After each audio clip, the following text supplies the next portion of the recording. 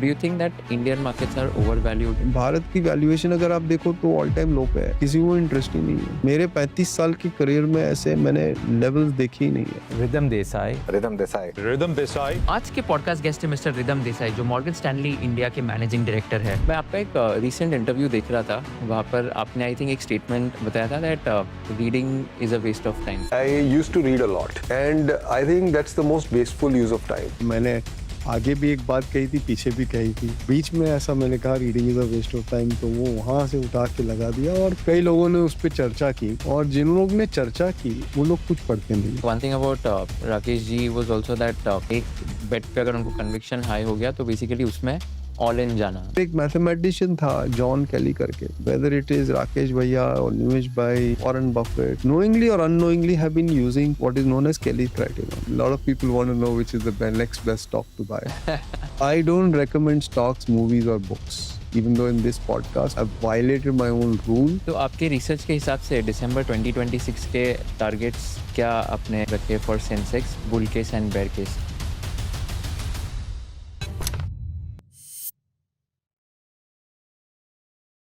India is currently the fastest growing large economy in the world, and if you want to take real benefit of this growth story, investing in Indian businesses and companies is non-negotiable. Whether you're already investing in markets or just starting your investing journey, Grow is one of the platforms to do it. Grow's interface is very clean and intuitive. Here you can trade stocks, mutual funds, ETFs, IPOs, bonds, even commodities, all from one app. Portfolio tracking is also very structured. You can see performance, understand sector allocation, and get a complete breakdown of your investments in just a few tabs. And because of this simplicity and trust, Grow has become India's largest stockbroker today. Check out the Grow app today for more details and stay tuned for this entire episode of Conversation with Kushal.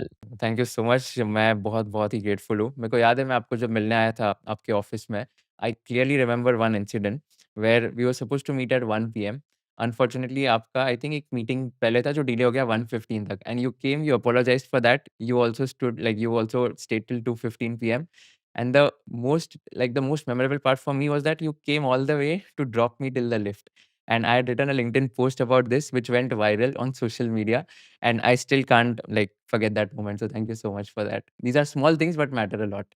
नहीं, ऐसा है ना कुशल कि मुझे late आना पसंद नहीं है, और जो लोग लेट आते हैं वो पसंद नहीं है।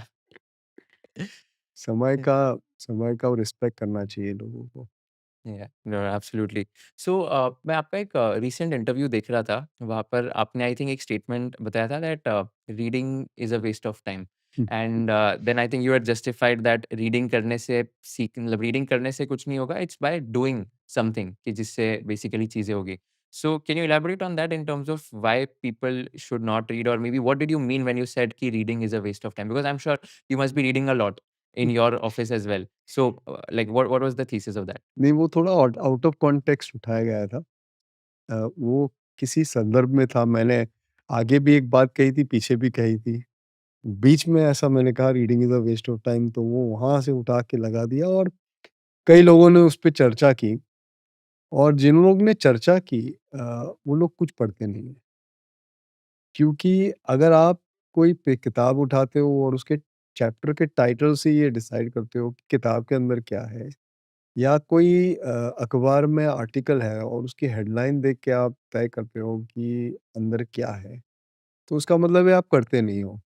तो जिन लोग ने उस पे कटाक्ष किया था, वो एक लाइन पे, तो वो तय था कि उन्होंने तो कुछ आगे देखा नहीं था, पीछे भी नहीं देखा था, सिर्फ़ हेडलाइन पे है, मतलब वो पढ़ते नहीं हैं, और फिर वो उन्होंने सबको समझाया कि पढ़ना कितना आवश्यक है लाइफ़ में। जो खुद पढ़ते नहीं वो समझा रहे थे। तो ये बड़ी कॉमिकल बात थी मेरे लिए, लेकिन एक संदर्भ था, और कई चीज़ें हैं ज़िंदगी में जिसके बारे में आपको पढ़ के कुछ मिलेगा नहीं। जैसे अब मैं उसके उदाहरण देता हूँ। जैसे है कुकिंग, खाना बनाना। अब आप पढ़ लो, तलाल दलाल ने बहुत सारी किताबें लिखी हैं। मैंने भी कुछ-कुछ देखी है, लेकिन मुझे खाना बनाना नहीं आता है, क्योंकि मैं कभी किचन में गया नहीं हूँ खाना बनाने के लिए, और अगर मैं बनाना शुरू करूँ तो मुझे आ जाएगा। तो ऐसी चीज़ है जो आपको करनी पड़ती है। ये पढ़ के आप नहीं सीख सकते हो। फिर प्लम्बिंग या इलेक्ट्रीशियन का काम। ये करना पड़ता है। आप थियरी कुछ भी पढ़ लो, कितना भी थियरी पढ़ लो, प्लम्बर और इलेक्ट्रिशियन ने अपनी ज़िंदगी में कभी कोई थियरी नहीं पढ़ी है। समझे आप? तो वो एक दूसरा उदाहरण है। तीसरा रनिंग। अभी ये पॉडकास्ट के पहले मैं सवेरे भागने गया था, इसलिए मुझे थोड़ा पसीना अभी भी हो रहा है। अभी मैं भाग के आया, उसको काफ़ी समय हो गया, 1 घंटा हो गया, लेकिन बाहर बहुत गर्मी है। तो रनिंग का पढ़ाई के साथ कुछ लेना-देना नहीं है। फिर मैंने और 2 उदाहरण दिए हैं, इन्वेस्टिंग। शेयर बाज़ार में इन्वेस्टिंग करने के लिए आप पढ़ लो, लेकिन उससे कोई फ़ायदा नहीं होगा। मेरा ये मानना है कि इन्वेस्टिंग के बारे में जो भी किताब लिखनी थी, वो लिखी गई है और बहुत सारे दिग्गजों ने लिखी है। सेथ क्लामन ने लिखी है किताब, चार्ली मंगर के बारे में पीटर बेवलिन ने किताब लिख दी है। अम, बेंजामिन ग्राहम, जिसको वॉरेन बफेट अपने गुरु मानते हैं, उनकी किताब है और बहुत सारी हार्वर्ड मार्क्स की है, और मैं यहाँ पे सबके नाम बता नहीं सकता हूँ। मैंने सब पढ़ी है। मैंने ये सब किताबें पढ़ी है। कुल मिला के इन्वेस्टिंग के बारे में मैंने करीबन 40 से 50 किताबें पढ़ी है, लेकिन उससे मुझे इन्वेस्टिंग नहीं आएगा। इन्वेस्टिंग आपको सिर्फ़ करने से होता है। और जो मेरा आखिरी उदाहरण है, वो है ध्यान, मेडिटेशन। अब कहने की बात ये है, 35 साल, 15 साल की उम्र से 35 साल के मैं मेडिटेशन के बारे में पढ़ रहा हूँ। बहुत सारी किताबें पढ़ी, लेकिन कुछ फ़र्क नहीं पड़ा। जब मैंने मेडिटेशन करना शुरू किया, तब पता चला कि कितने समय का व्यर्थ किया था। मेडिटेशन के बारे में इतना पढ़ने की ज़रूरत ही नहीं है। तो कुछ-कुछ ऐसी चीज़ है जिसको आप रीडिंग से नहीं, पढ़ने से नहीं सीख सकते हो। लेकिन पढ़ना बड़ा आवश्यक है। देखो, दिन के अगर मैं 24 घंटे गिनूँ और उसमें से मेरे 7 साढ़े 7 घंटे की नींद है, 2 ढाई घंटे की मेरी आसन प्रैक्टिस है, कसरत है, मेडिटेशन है, और 1 आध घंटा कम्यूट है, और ये सब निकाल दूँ, तो बचते हाथ में आपके 12-13 घंटे। उसमें से 11 घंटे तो मैं पढ़ रहा हूँ। और ये काम मैं करते आ रहा हूँ 5 साल की उम्र से। ओके। तो मैं पढ़ना तो आवश्यक है। मैं और कुछ करता नहीं हूँ दिन भर। या तो कोई न्यूज़पेपर आर्टिकल, बहुत कम न्यूज़पेपर पढ़ता हूँ, लेकिन अगर कोई आर्टिकल ऐसा कोई इंटरेस्टिंग आ गया मेरे ईमेल में, तो पढ़ लेता हूँ। किताबें पढ़ता हूँ, एनुअल रिपोर्ट्स पढ़ता हूँ, कंपनी के अर्निंग्स कॉल के ट्रांसक्रिप्ट पढ़ता हूँ, हमारा रिसर्च पढ़ता हूँ, मॉर्गन स्टैनली का रिसर्च बहुत बढ़िया होता है, तो उसे पढ़ता हूँ। कुछ-कुछ ईमेल्स फिर पढ़ता हूँ। तो दिन भर तो मैं पढ़ते ही रहता हूँ। तो पढ़ना कहाँ आवश्यक है? पढ़ना उन चीज़ों में आवश्यक है जिनमें प्रैक्टिकल एक्सपीरियंस का ज़्यादा महत्व नहीं है, जैसे इतिहास। अब इतिहास के बारे में बोल दूँ कि जो किताबों में है ज़्यादातर गलत है, और ज़्यादातर उसे कहते हैं मैनिपुलेटेड है। लेकिन फिर भी उसको पढ़ना ज़रूरी है, क्योंकि इतिहास दोबारा होता नहीं है, रिपीट नहीं होता है, लेकिन राइम होता है। और कोई भी आज जो आपकी अगर अभी हमारी मिडल ईस्ट में एक सिचुएशन है, उसको समझने के लिए पीछे का इतिहास जानना बहुत आवश्यक है।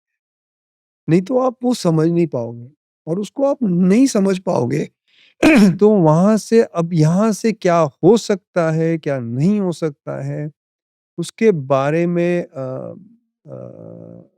अनुमान लगाना कठिन हो जाता है। सो इतिहास बड़ा, और इतिहास से पढ़ सकते हो, इतिहास में कोई प्रैक्टिस नहीं है। फिर भूगोल है, ज्योग्राफी है, ठीक है? और उसके बारे में आप सिर्फ पढ़ सकते हो। फिर विज्ञान, सब साइंसेस, फिज़िक्स हो या केमिस्ट्री हो या मैथमेटिक्स हो, इसको आपको पढ़ना पड़ेगा। हाँ, लैबोरेटरीज़ हैं, वहाँ पे आप कुछ एक्सपेरिमेंट कर सकते हैं, लेकिन थियरी में जो बसा है फिज़िक्स में, जैसे कि, और शेयर बाज़ार का काफ़ी लेना-देना है फिज़िक्स के साथ, मैथमेटिक्स के साथ। इनफैक्ट स्टॉक मार्केट में जो बेसिक प्रिंसिपल्स है, वो सब फिज़िक्स से आए हैं। तो आप फिज़िक्स नहीं पढ़ोगे तो आपको ये सब समझेगा नहीं। तो ये बहुत आवश्यक है। चार्ली मंगर ने ये कहा है और उन्होंने तो बड़ी उन्होंने कहा है कि आपको बहुत सारी चीज़ों के बारे में पढ़ना चाहिए। मैं भी यही कोशिश करता हूँ कि बहुत सारी चीज़ों के बारे में पढूँ। तो उससे क्या होता है कि आपकी जो दुनिया की अंडरस्टैंडिंग है, वो बढ़ती है और उससे आप फिर कोई भी सिचुएशन को आप ठीक-ठीक समझ सकते हो। लेकिन इन्वेस्टिंग में डायरेक्टली इन्वेस्टिंग के बारे में जो बुक्स है, उसका ज़्यादा अ इम्पोर्टेंस नहीं है। लेकिन ये सब पढ़ने से आप ज़रूर बेहतर इन्वेस्टर बन सकते हो। लेकिन एकदम बेहतर इन्वेस्टर बनने के लिए आपको प्रैक्टिस करना पड़ेगा। नहीं तो बहुत सारे लोगों ने बहुत पढ़ा है, लेकिन जो जो इन्वेस्टर जो फेमस हुए हैं, जिन्होंने बहुत धन कमाया है, वो तो आप उँगलियों पे गिन सकते हो। बराबर ना? नहीं तो पूरी दुनिया में लोग पढ़ के इन्वेस्टर बन जाते हैं, लेकिन नहीं बनते हैं लोग, क्योंकि उसके लिए आपको प्रैक्टिस करनी पड़ती है और इन्वेस्टिंग इन्वेस्टिंग में सक्सेस के लिए जो और हम बाद में बात करेंगे इसके बारे में, सबसे ज़्यादा ज़रूरी है वो पेट की ज़रूरत है, वो हम बाद में बात करेंगे लेकिन stomach, you need stomach. But yeah, so that is the context. I think it was unfortunate. The whole point was missed. अब इतना समय नहीं था मेरे पास उस दिन टीवी पे समझाने के लिए, आपने समय दिया इसलिए मैंने समझाया। तो basically from what I understand is कि जैसे अगर किसी को स्विमिंग भी सीखना है फॉर एग्जांपल, वो पढ़ के कोई स्विमिंग नहीं सीखने वाला है। You have to like dive in the water and then that's how you are going to learn. So reading is not relevant in cases where you have to practise something and you will learn by doing it and investing is one of कुछ-कुछ ऐसी that. चीज़ें हैं, हाँ। मैं ऐसा नहीं बोल रहा हूँ कि आपको इन्वेस्टिंग सिर्फ़ प्रैक्टिस से आएगा, लेकिन बहुत सारे अच्छे इन्वेस्टर बने हैं जिन्होंने कुछ भी नहीं पढ़ा है लाइफ़ में, जो सिर्फ़ हुँ। प्रैक्टिस करके बेहतरीन इन्वेस्टर बन गए हैं। और बहुत सारे लोग हैं जिन्होंने बहुत पढ़ा है, लेकिन वो इन्वेस्टर कहीं के नहीं बने हैं। तो देखो आप अंतर देखो यहाँ पे। सो प्रैक्टिस का 80% श्रेय कंट्रीब्यूशन है, 20% रीडिंग का है। राइट, जो मैं रीडिंग करता हूँ ना, ज़्यादातर वो एंटरटेनमेंट के लिए करता हूँ। नॉलेज गैदरिंग के लिए नहीं होता है मेरा रीडिंग। मतलब मैं समझा नहीं। आप पिक्चर कैसे देखते हो मूवी थिएटर में? हाँ, वहाँ मूवी थिएटर में आप ज्ञान इकट्ठा करने थोड़ी जाते हो। आप एंटरटेनमेंट के लिए जाते हो। तो मेरा रीडिंग का सबसे ज़्यादा ऑब्जेक्टिव एंटरटेनमेंट ही है। क्योंकि ज़्यादा पिक्चरें देखता नहीं हूँ, मैं रीडिंग करता हूँ। बहुत एंटरटेन होते हैं। बहुत सारे edge of the seat drama वाली बुक्स मैंने पढ़ी है और ये नॉन नॉन फिक्शन बुक्स है। तो यू नो एक एक एड थॉप की भी ऑटोबायोग्राफी है। वो edge of the seat drama है। Ed Thorp pioneering hedge fund manager है। उन्होंने हेज फंड इंडस्ट्री की शुरुआत की थी 60 या 70 के दशक में और उन्होंने अपनी लाइफ के बारे में एक बुक लिखी है। तो वो edge of the seat drama है। एक बुक लिखी है जो बायोग्राफी है जिम साइमंड्स की। जो जो दुनिया के पहले क्वांट इन्वेस्टर थे और उन्होंने क्वांट इन्वेस्टिंग को जन्म दिया है। तो वो भी बुक एकदम से आप बोलो तो edge of the street thriller thriller जैसी बुक है। मतलब एकदम एड थॉप जैसी नहीं लेकिन फिर भी एड थॉप की बुक तो बहुत ही बढ़िया है और उसमें एक चैप्टर है जहाँ पे उन्होंने क्लॉड शैनन के साथ जो अमेरिका में कसिनो में जो काम किया था, वो पढ़ के तो आपको लगेगा कि इस पे मूवी बननी ही चाहिए। तो तो books are I think primarily source of entertainment and along the way you gather some knowledge but don't have too much ego about that knowledge because it's not going to actually help you change your life. देखो अगर books से ज़िंदगी बदलती होती ना, तो दुनिया में एक ही बुक की ज़रूरत थी, जो 5100 साल पहले और वो लिखी नहीं गई थी। कृष्ण भगवान ने अर्जुन को भगवद गीता सुनाई थी और करोड़ों की संख्या में लोगों ने भगवद गीता पढ़ ली है, लेकिन मैंने भी पढ़ी है, लेकिन मेरी ज़िंदगी बदली नहीं है। तो ऐसा है कि बुक से अगर चीज़ें ऐसे बदलती तो और कुछ फिर लिखना बाकी नहीं था उसके बाद। पूरी ज़िंदगी का निचोड़ भगवद गीता में। तो आपने टोटल कितने बुक्स पढ़े होंगे आज तक? आप इतना रीडिंग करते हो? नहीं, नहीं, वो मैंने गिनती नहीं रखी है। But I am sure 1000 plus से तो चले गए नहीं, होंगे। एक्चुअली मुझे पता नहीं है, बहुत सारी बुक्स अभी मेरे पास घर में जगह नहीं है रखने को, तो मैं डोनेट कर देता हूँ। अच्छा, अभी आप कौन-सी बुक पढ़ रहे हो लेटेस्ट? अब पहले ऐसा था ना कुशल कि मैं एक बुक पढ़ता था अ, और हफ्ते 2 हफ्ते में खत्म करता था। अब वो एक तो पहले मेरी बुक्स पढ़ने की जो पेस है ना वो काफ़ी कम हो गई है। अ, तो अब मैं उतनी बुक्स नहीं पढ़ता हूँ। लेकिन आज के दिन में अगर देखो तो मेरे शेल्फ पे 7-8 बुक्स पड़ी है जो मैं कभी उठा के पढ़ लेता हूँ। कुछ-कुछ प्रोग्रेस हो रहा है, कहीं पे 40% खत्म हुई है बुक, कोई 80% हुई, कोई 10 है। तो एक महाभारत के बारे में बुक है। एक क्लॉड शैनन की बायोग्राफी है। फिर डेविड डॉयच की एक बुक है द फैब्रिक ऑफ रियलिटी, जिसके बारे में हम बात करेंगे। बहुत ही इंटेंस बुक है। उसमें ना मैं रात को 8 बजे अगर मैं 2-3 पन्ने पढ़ लूँ ना, फिर मुझे उसको साइड में रखनी पड़ती है। क्योंकि डॉयच इतनी गहरी बात कह जाते हैं ना, कि फिर मुझे आँख बंद करके मुझे सोचना पड़ता है उसके बारे में। तो अब जैसे कि मैं उस चैप्टर पे था जहाँ पे उन्होंने कहा था कि intelligence has the potential to change physical laws. और उदाहरण के लिए उन्होंने अ, सूर्य के बारे में बात की।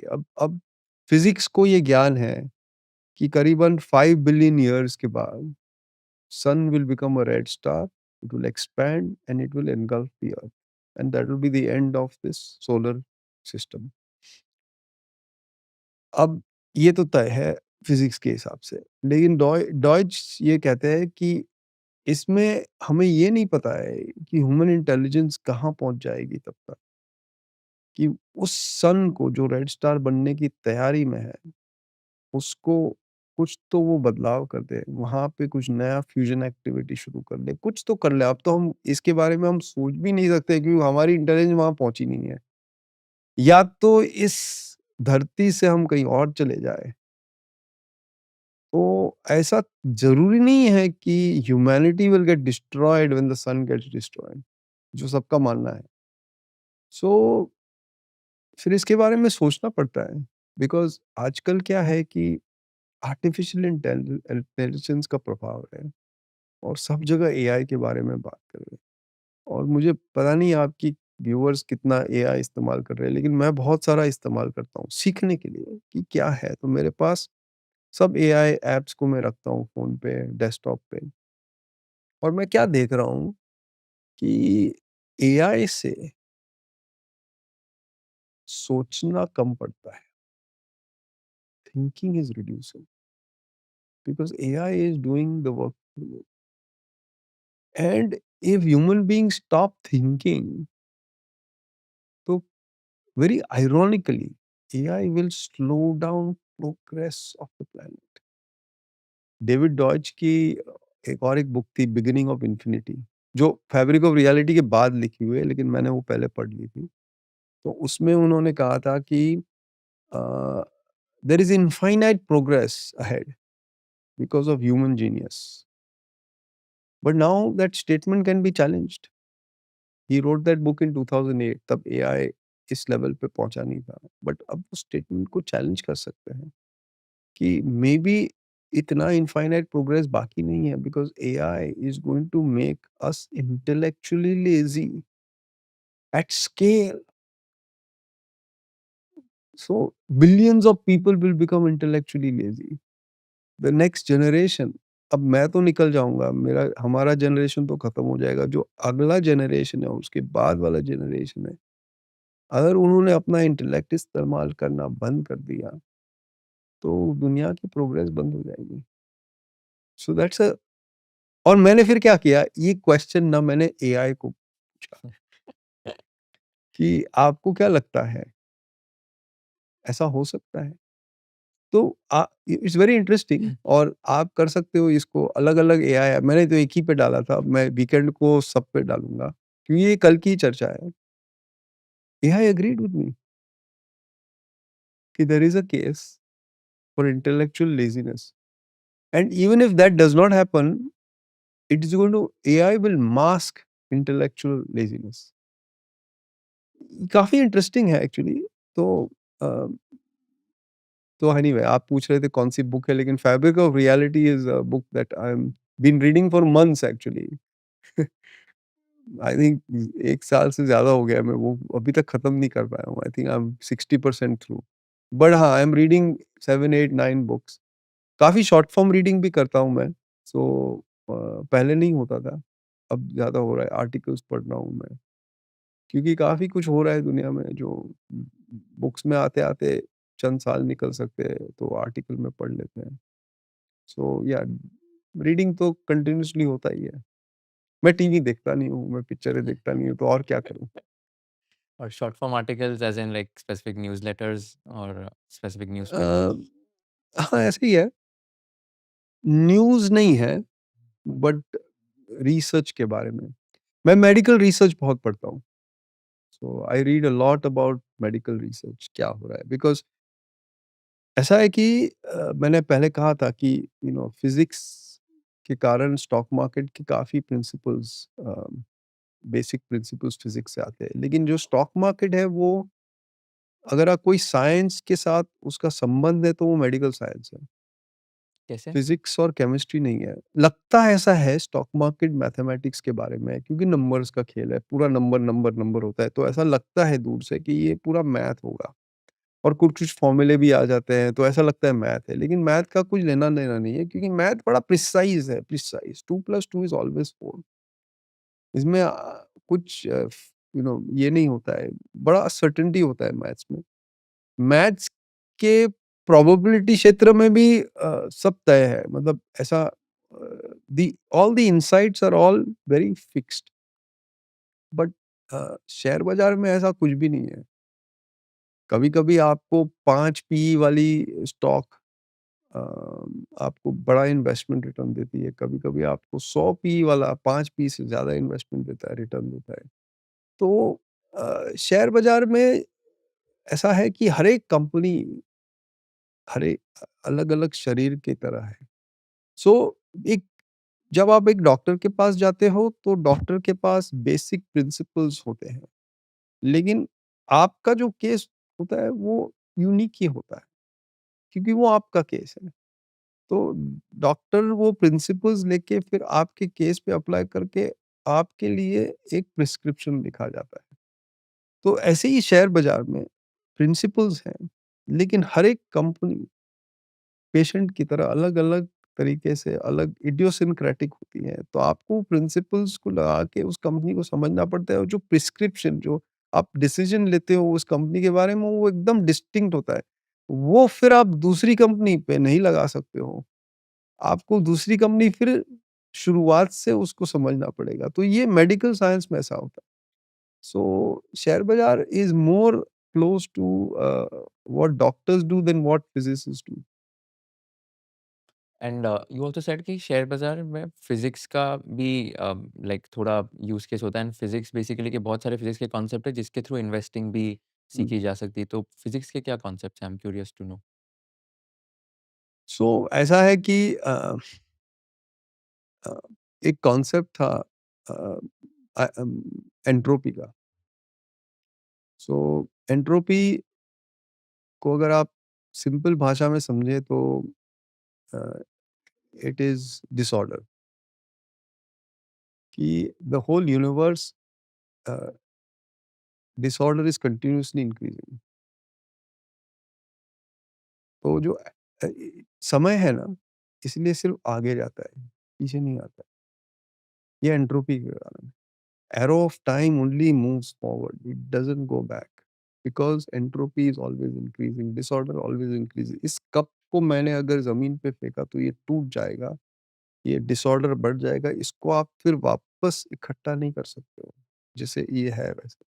हुँ। अगर आपने उसको जोड़ा भी तो उसमें क्रैक्स होंगे। और इसको हम एंट्रोपी कहते हैं। तो हमारे शेयर बाज़ार में एंट्रोपी कंटीन्यूअसली मतलब डिसऑर्डर कंटीन्यूअसली इंक्रीज़ होती है। आपको एनर्जी लगाना पड़ेगा उस डिसऑर्डर को ऑर्डर में लाने के लिए, लेकिन और डिसऑर्डर बढ़ती रहती है। एक दूसरा कॉन्सेप्ट है अर्गोडिसिटी का। तो अर्गोडिसिटी में ऐसा है कि uh, temporal average and spatial average is never the same. तो इसको समझने के लिए आप रशियन रूले को समझ लो, जो इसके कनपट्टी पे गन रखते हैं, बुलेट निकलेगा। अगर आप ज़िंदा बचे, तो आपको $1 मिलियन मिलेगा। अगर आप मर गए तो ठीक है। अब बंदूक में सिर्फ़ एक ही गोली है, 6 कंपार्टमेंट्स हैं। हम्म, तो probability of hitting you is 1 out of 6। तो अगर आप देखोगे तो spatial probability is not the same as temporal. ये एक्सपेरिमेंट अगर आपने 100 बार रिपीट किया, तो जो पे आउट है वो तय है। लेकिन अगर आपने ये एक्सपेरिमेंट अपने आप पे किया, तो उसका पे आउट तय नहीं है। तो जो प्रोबेबिलिटी ओवर टाइम होती है और जो प्रोबेबिलिटी अभी होती है, वो दोनों में बड़ा अंतर है। तो ये इसको अर्गोडिक कहते हैं, ओके, नॉन अर्गोडिक कहते हैं। Ergodic is when there two of them are the same. तो शेयर बाज़ार is non ergodic. Spatial probabilities और टेम्पोरल प्रोबेबिलिटीज़ बहुत अलग है।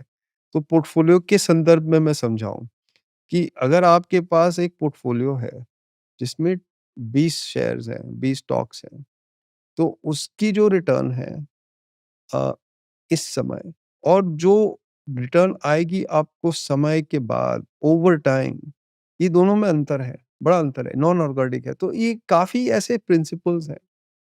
फिर एक मैथमेटिशियन था जॉन केली करके, और इसके बारे में हम बात करते हैं क्योंकि जॉन केली ने जो अ, मेरा ये मानना है कि बहुत सारे सक्सेसफुल इन्वेस्टर्स नोइंगली और unknowingly, whether it is Rakesh Bhaiya or Nimesh Bhai, Warren Buffett, knowingly or unknowingly have been using Kelly's what is known as Kelly criterion. तो इसकी स्टोरी शुरू शुरू होती है क्लॉड शैनन से। तो जस्ट फॉर मैं पीपल हु हाँ, डोंट नो क्लॉड शैनन कौन है, आप बता हाँ, सकते मैं समझाता हूँ ना। क्लॉड शैनन की एक्चुअली 2-3 बहुत बढ़िया कहानी हैं? है। तो क्लॉड शैनन मैथमेटिशियन थे बेल लैब में। देखो 1870 की दशक में ना, अब आजकल लोग बोलते हैं बहुत टेक्नोलॉजी में बदलाव हो रहा है, बड़ा डिसरप्शन हो रहा है। 1870 जैसे डिसरप्शन दुनिया ने कभी देखा नहीं है और कभी देखेगा नहीं। 1870 में 3 चीज़ें हुई थी। एक तो हेनरी फोर्ड ने इंटरनल कंबशन इंजन को स्केल किया। दूसरा अलेक्जेंडर बेल ने टेलीफ़ोन इन्वेंट किया और तीसरा थॉमस एडिसन ने इलेक्ट्रिक बल्ब इन्वेंट किया। एक दशक में आपका कम्यूट, आपका कम्युनिकेशन और जैसे आप रात को काम करते थे, ये तीनों चीज़ एक साथ बदल गई। और वैसा ट्रांसफ़ॉर्मेशन टेक्नोलॉजी में उससे पहले नहीं हुआ था और उसके बाद ये कम समय में। वो ट्रांसफ़ॉर्मेशन तो काफ़ी हुए हैं लेकिन इतने कम समय में। अब ये तीनों लोग की कंपनियाँ थी। ये आविष्कार करके इन्होंने कंपनियाँ बनाई थी। हेनरी फोर्ड ने फोर्ड मोटर्स बनाई थी। एडिसन ने जनरल इलेक्ट्रिक बनाई थी और अलेक्जेंडर बेल ने एटी&टी। ये तीनों कंपनी आज भी हैं। ऑलमोस्ट 150 साल हो गए इस बात को। मतलब आप समझो कि ये कितने पावरफुल इनोवेशंस थे कि 150 साल के बाद भी ये कंपनीज़ चल रही है। बहुत सारा इनोवेशन दुनिया में हुआ है पिछले 100 साल में, लेकिन वो कंपनीज़ रही नहीं, क्योंकि वो इतने इनोवेशन पावरफुल थे नहीं। सो एटी&टी में कैसा था कि अलेक्जेंडर बेल ने सोचा कि अ, ये रिसर्च का माहौल चलता रहना चाहिए, तो उन्होंने एक यूनिट वहाँ बनाई थी बेल लैब्स करके, वो आज भी है बेल लैब। तो क्लॉड शैनन बेल लैब में काम करते थे और जब वर्ल्ड वॉर 2 चल रहा था, तब सबसे ज़्यादा दिक्कत अलाइज़ को ये हो रही थी कि जर्मन मैसेजेस को डिकोड नहीं कर पा रहे थे। इंटरसेप्ट कर पा रहे थे, डिकोड नहीं कर पा रहे थे।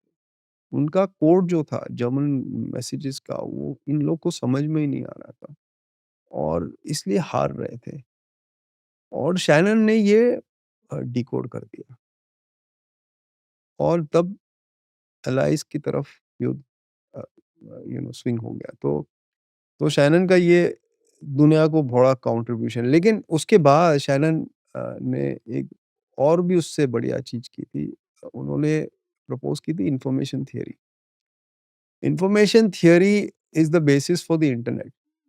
लेट 40s में, लेट 1940s में इन्फॉर्मेशन थियरी आई और उसके 20 साल के बाद इंटरनेट आना शुरू हो गया और 40 साल के बाद इंटरनेट पब्लिक डोमेन में आ गया। और ये सब शैनन का काम था क्योंकि उन्होंने जो इनसाइट दिया about messages and therefore compression and therefore increasing bandwidth of a copper wire is the reason why internet was there. अब मैं उसमें ज़्यादा नहीं जाऊँगा, लेकिन इन्फॉर्मेशन थियरी का एक स्पेशल केस है, जो जॉन केली ने केली क्राइटेरियन करके बनाया था। अब जॉन केली स्टॉक मार्केट को सॉल्व नहीं कर रहा था, वो कर रहा था हॉर्स रेसिंग। देखो, वो ज़माने में हॉर्स रेसिंग बड़ा पॉपुलर था यूएस में। अब आपको अगर आप कोई हॉर्स रेस में जाओ, तो आपको कैसे पता है कि आपकी जो $100 बैंक में उसमें से कितने डॉलर एक जो घोड़ा आपको लगता है जीतेगा, उसपे कितने डॉलर लगने चाहिए? 100 लगाने चाहिए, 10 लगाने चाहिए, 20 लगाने चाहिए। तो केली ने इसको मैथमेटिकल फ़ॉर्मूला में बदल दिया। बड़ा सिंपल है। अब मैं केली के फ़ॉर्मूले में नहीं जाऊँगा, मैं उसका एक सिंपलिस्टिक वर्ज़न आपको बताता हूँ, जो विलियम पाउंडस्टोन करके एक लेखक है। उन्होंने अपनी बुक फॉर्च्यून्स फ़ॉर्मूला, जो मैं आपके सब अम, दर्शकों को बोलूँगा कि पढ़ने लायक है। Again, edge of the seat drama है, fortune's formula, and it is based on Kelly criterion and the whole story around this जो मैं अब बता रहा हूँ, उसमें से वही बुक में से ही है फॉर्च्यून फ़ॉर्मूला। मैंने बहुत साल पहले पढ़ी थी, अब डिटेल्स याद नहीं है, लेकिन विलियम पाउंडस्टोन ने आम आदमी को समझे इसलिए केली क्राइटेरियन को शब्दों में बदला, फ़ॉर्मूला मैथमेटिकल फ़ॉर्मूला को शब्दों में किया कि the percentage of your bank that should go on a bet is equal to edge upon odds. Edge upon odds. तो एज क्या होता है? एज ये है जो आपके पास एडिशनल इन्फॉर्मेशन है। अब हॉर्स रेसिंग के संदर्भ में तो इन्फॉर्मेशन, स्टॉक मार्केट के संदर्भ में मैं बोलूँ information stroke understanding stroke insight, and odd is the pay of, कि अगर आप सही निकले तो आपको कितना मिलेगा। अब इसका एक सिंपल उदाहरण, एज को मतलब आ अ, बाज़ार का ये मानना है, आपका ये मानना है। इसके बीच में जो अंतर है वो आपका एज है। आपको लगता है ये कंपनी की ग्रोथ 20% होगी, बाज़ार को लगता है 10%, तो ये आपका एज है। तो आपको जीतने की प्रोबेबिलिटी फॉर एग्ज़ाम्पल 60% है। मतलब आप 40% की प्रोबेबिलिटी है कि हार सकते हो, तो आपका एज 20% वैसा एज। और ऑड्स है जो पे ऑफ है, अगर आप सही निकले तो स्टॉक दुगना हो जाएगा। तो 2:1, 1:2 का ऑड्स है। तो केली के हिसाब से 20% 60 माइनस 40 डिवाइड बाय 0.5 पे ऑफ आपका, मतलब 40% आपके। ये ऐसी परिस्थिति है, केली का मानना है कि ये तो बहुत ही स्ट्रॉन्ग आपकी सिचुएशन है कि आपके पास 20% एज है और आपका पे ऑफ डबल है। तो 40%, 20% divide by 0.5, 40% of your bankroll should be in that bet. फिर आगे जाके लोगों ने सोचा कि केली का बहुत अग्रेसिव है, तो लोगों ने हाफ केली निकाला कि जो भी केली फॉर्मूला से निकलता है उसको आधा कर दो। तो केली ने एक्चुअली मैथमेटिकली दिखाया है कि अगर उसके क्राइटेरिया से आप इन्वेस्ट करोगे तो आपका जो वेल्थ क्रिएशन है वो मैक्सिमम पॉइंट पे होगा। So the idea was to solve for maximum wealth creation, and that is the Kelly criteria. It's pure mathematics, but all successful investors use it. क्यों? क्योंकि शेयर बाजार में to identify a winner is not as difficult as deciding how much you will put into that. Sizing is so critical. Winners are there all over the place. आपको साल में 10 winners मिल जाएंगे, लेकिन आप उसको साइज नहीं कर पाते हो, इसलिए you are not able to become wealthy enough and to able to size how much to put is where Kelly comes in. And I think intuitively a lot of successful investors know that. So Kelly का formula बड़ा intuitive है. Mathematically कोई बैठ के compute नहीं करता है, ऐसे इंट्यूटिवली कंप्यूट करता है. लेकिन वो पीछे जो मैथमेटिकल जो प्रिंसिपल है वो कैली का है. इसलिए मैं बोलता हूँ जाने अनजाने सब सक्सेसफुल इन्वेस्टर्स कैली के क्राइटेरिया से काम करते हैं. इनफैक्ट कैली ने तो ये हॉर्स रेसिंग के लिए निकाला, क्लॉड शैनन ने इसको अपने पोर्टफोलियो में डाला. क्लॉड शैनन के पोर्टफोलियो परफॉर्मेंस को डिस्क्लोज नहीं हुआ है क्योंकि वो प्राइवेटली मैनेज करते थे, लेकिन ऐसा मानते हैं लोग कि वो 20 साल में 20-25% कंपाउंडिंग किया उन्होंने, और it was only because of information theory. So आप समझो इंफॉर्मेशन थियरी वो हार्डकोर फिजिक्स है. It solve the problem of the world for communication, created the internet, but it got application, direct application in the stock market. So physics और stock market के बहुत सारे ऐसे examples मैं दे सकता हूँ, लेकिन I think this is the most striking example. So I think one thing about Rakesh ji was also that I think एक bet पे अगर उनको conviction high हो गया तो basically उसमें all in जाना, that was something which was differentiating factor of him. Like even if he wants to take leverage on that, he'll go all in, and वो position sizing वो ज़्यादा important था as compared to the bet. Yes. नहीं, size position को size करना is far more critical than identifying the winner. So that is where experience comes in. Hmm. आप कुछ भी पढ़ लो वो आप नहीं कर पाओगे, क्योंकि ना sizing sizing only happens in in situations when things look really bad. So मैं और एक आपको एग्जांपल देता हूँ. आई थिंक फ्रैंक नाइट करके थे. वो इकोनॉमिस्ट थे, बट उन्होंने जो 1920s में एक इनसाइट दी थी वो बहुत बढ़िया थी इनसाइट. और उस प्रिंसिपल से एक्चुअली मैंने स्टॉक मार्केट में जो भी मैंने इन्वेस्ट किया है उसी प्रिंसिपल से मैं करता हूँ. तो फ्रैंक नाइट ने कहा है all profit resides in uncertainty. So modification of that is that uh, the point of maximum profit is at the point of maximum uncertainty. So Covid का बहुत अच्छा एग्जाम्पल है, लेकिन आज जो चल रहा है दुनिया में वो भी एक अच्छा एग्जाम्पल है. लेकिन कोविड के समय तो बड़ी अनसर्टेनिटी एक्चुअली. जब मैं घर पे बैठा था कोविड के समय तो ऐसा लगा कि इससे ज़्यादा अनसर्टन एनवायरनमेंट मेरी लाइफ में नहीं था, क्योंकि हमें पता भी नहीं था हम जिएंगे कि नहीं. अब लोग भूल गए हैं, लेकिन मार्च अप्रैल 2020 में माहौल ही ऐसा था. तो मैंने सोचा कि this is the most uncertain environment, it also has to be the point where we will make maximum return. So आज ये युद्ध चल रहा है, बड़ा अनसर्टेन एनवायरनमेंट है, किसी को पता नहीं है कब खत्म होगा. ऐसा लगता है ये खत्म हो गया और फिर वापस शुरू हो जाता है. तो this has to be the point of maximum profit. Frank Knight का ये बहुत बड़ा इंसाइट था, और ये सब मैं पढ़ के आया हूँ. ओके, तो जैसे आपने पहले क्वेश्चन पूछा, सो फ्रैंक नाइट का प्रॉफिट्स ओनली लाई इन अनसर्टेनिटी. अगर आपकी सर्टेनिटी है ना लाइफ में, तो आपको bond like return, fixed deposit return मिलेगा. फिक्स्ड डिपॉजिट का रिटर्न बड़ा तय है, अनलेस आपने बहुत ही खराब बैंक में पैसा डाला है. लेकिन आप ठीक-ठाक बैंक में पैसा डालोगे तो फिक्स्ड डिपॉज़िट का आपके जो इंटरेस्ट है वो हर महीने आपके बैंक अकाउंट में आ जाएगा, फिक्स्ड है, वो तय है. तो आपको कोई प्रॉफ़िट नहीं है उसमें. प्रॉफ़िट तभी मिलेगा जब आप रिस्क लोगे. रिस्क क्यों होता है? क्योंकि अनसर्टेन है, क्योंकि द एनवायरनमेंट इज़ अनसर्टेन, क्योंकि फ्यूचर पता नहीं है. एक्चुअली में किसी को पता नहीं है फ्यूचर. हम लोग ऐसे कहते हैं और हम सेल साइड रिसर्च में 10-10 साल का फोरकास्ट बनाते हैं. मैं हर एक हर एक साल 2 बार मैं इंडेक्स का टारगेट निकालता हूँ. हमें कुछ भी ऐसा पता नहीं है फ्यूचर के बारे में. एक सिनेरियो होता है, असम्पशन सेट्स होते हैं बड़े सारे, 10-15 असम्पशन बना के मैं बोलता ये सब अगर हुआ तो ये मार्केट आएगा, और उसमें भी उतनी अनसर्टेनिटी नहीं है. सो Stock market is the epitome of uncertainty. That is why profits are made to that extent.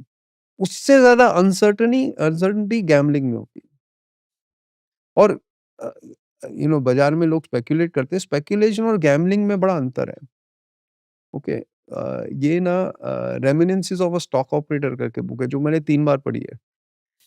Wow! हाँ, वो उसमें ये कहा गया है स्पेक्यूलेशन और गैम्बलिंग. तो गैम्बलिंग क्या होता है? ब्लाइंड खेलते हो आप, पत्ते से गैम्बलिंग करते हो. ठीक है. तो गैम्बलिंग में आपके पास आपको कुछ पता ही नहीं है कि सामने वाले के पास क्या है. हालांकि जो बहुत ही सुलझे हुए गैम्बलर है वो आपकी आँख देख के आपको बोल दे कि आपके हाथ में क्या है, राइट? क्योंकि उनको वो दिख रहा है यहाँ पे प्रेशर दिख रहा है, यहाँ पे आप कितने भी अच्छे कलाकार हो, अगर 3 इक्के हाथ में है तो वो आपकी आँख में आ जाएगा. उस स्किल को साइड में रखते हुए ज़्यादातर लोग गैम्बलिंग हम लोग ब्लाइंड खेलते हैं. Speculation is anticipation. It is based on certain knowledge. It is based on certain expectation. It is based on a certain calculation. And you're in complete control of all of that. You're not in control of the outcome, but you are trying to anticipate the outcome. So speculation और gambling में बड़ा अंतर है. And investing तो और भी अंतर है. Investing में और speculation में time frame का अंतर है. Process same है. आप इवेंट को गैस करते हो. आप यू नो प्रोसेस एक फॉलो करोगे और क्या होने वाला है उसके बारे में आप एक अंदाज लगाते हो. स्पेकुलेशन में आपके पास समय कम होता है. इन्वेस्टिंग में आपके पास समय ज्यादा होता है. But time is everything. I know there is this maxim जो मुझे अभी याद नहीं किसने कहा था कि time in the market is more important than timing. So that is why investors win and speculators ज्यादातर हार जाते हैं. और इसीलिए स्पेक्युलेटर्स आप नहीं देखते हो, ज़्यादा स्पेक्युलेटर्स उतने वेल्दी नहीं बनते. तो हाँ, तो फिज़िक्स और मैथ्स में बहुत सारे इनसाइट्स है बाज़ार के लिए. तो आपने बताया फ्रैंक नाइट का एक solid hmm, insight, so maximum profit is made in maximum uncertainty hmm. And Covid is one of the examples. तो अभी 2026 के हिसाब से can you help us understand कि अभी आपको लग रहा है ये मैक्सिमम अनसर्टेनिटी का टाइम है, and do you think maximum profits in stock markets can be made in 2026? Not in 2026 necessarily, but this is the point where uncertainty is high. अभी to call it maximum is not, is not scientific, but it's high. Hmm. So profits are going to be high. And it will test your patience. It is going to be hard. And in fact, I think the hardest moment is already behind us, which was around end of March, early April. Hmm. So that was clearly the point at time when the world looked really murky. Now it looks a little less murky, but it is still a little uncertain. So if it is uncertain, then there are profits coming. When everything settles down and everything becomes uncertain, there will be nothing left in the market. Like 2024, middle of 24, after the elections. Hmm. There was nothing left in the market. Everything became very certain. And in 2-3 months, the market made a peak. Hmm. So, yeah, it's a very good criteria, very simple criteria, which everybody can use in life. If it feels uncertain, there has to be a lot of reward that is waiting for you. But आप uncertainty को define कैसे करोगे? कैसे पता चलेगा कि okay now uncertainty है? Uncertainty को डिफाइन करना तो बहुत मुश्किल है. Hmm. But I think it can be felt. It can be, Hmm. it is very clear there could be variable outcomes. Um, if the gap between a bull case and a bear case is widening, Hmm. that is uncertainty. अगर आप हाँ. Definition मांग रहे हो तो मैं वैसे करूंगा नहीं, व्हाट कि अगर कुछ ओके चलो एक सिर्फ बाजार को छोड़ो, आप हाँ. सिर्फ एक सिचुएशन को पकड़ो. तो उस सिचुएशन में 2 आउटकम पॉसिबल है. एक खराब है और एक अच्छा है.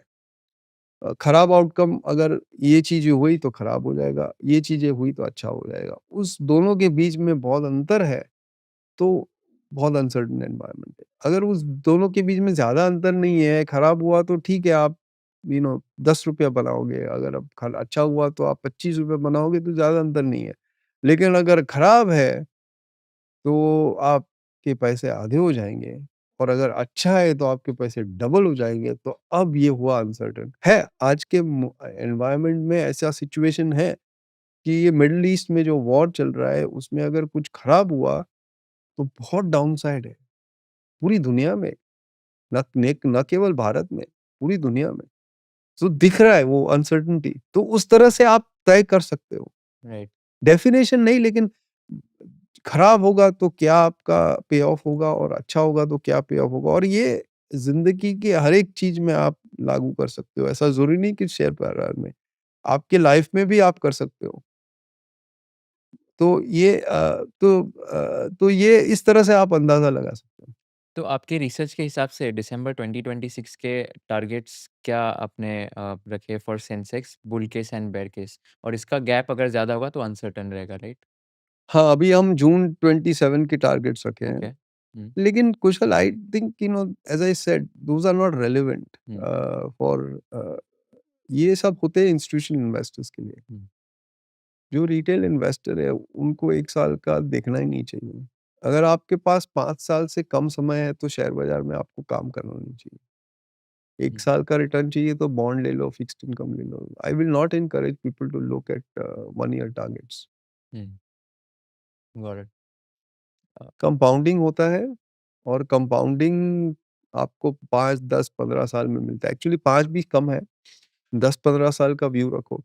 और मैं आपको एक बात कहता हूँ कि आज का जो रिटेल इन्वेस्टर का जो जनरेशन है भारत में, वो जेन्युइनली लॉन्ग टर्म है। वो एक्चुअली इंस्टीट्यूशन से ज़्यादा लॉन्ग टर्म है, बहुत ज़्यादा लॉन्ग टर्म है। वो वो लोग अपने पोर्टफोलियोज़ को ज़्यादा चर्न नहीं कर रहे हैं। अगर आप देखो मार्च में उन्होंने और अप्रैल में भी बहुत सारा बाज़ार में पैसा डाला है। दिस वेरी सुलझा हुआ है। क्यों? जब खराब था बाज़ार तो उन्होंने खरीदा। ग्लोबली रिटेल इन्वेस्टर्स जब खराब होता है तो बेच के चले जाते हैं। अच्छा होता है तब लेने को आते हैं। हमारे यहाँ बड़े सुलझे हुए हैं, तो उनको समझ में आ रहा है कि this is a long term thing. It is not to be played in the short term. ये यहाँ 3, 6, 8 महीने में आपको रिटर्न नहीं मिलने वाले हैं। आप 10 साल पैसा लगा के रखोगे तो पर रिटर्न मिलेगा। तो रिटेल इन्वेस्टर्स मतलब अभी आपको लग रहा है कि मोर पेशेंट हो गए एंड स्पेशली लाइक एसआईपीज़ के through if we see the numbers I think SIPs are at all time high. ये तो आपको लग रहा है कि even like young investors who are coming in the markets, they are patient enough and they are here for the long term? ऐसा हो सकता है कि 100 में से 5-10 ऐसे हो जो नहीं हो इतने पेशेंट हुँ, वाले, लेकिन 90% लोग तो बड़े पेशेंट वाले हैं। हुँ, इसलिए तो ये लॉन्ग टर्म कैपिटल फ्लो हो रहा है इंडिया में, और हमारे ओवरऑल सेविंग पूल में इक्विटी का जो शेयर है वो बढ़ते जा रहा है। अभी भी बहुत छोटा है, 7-8% के आसपास है।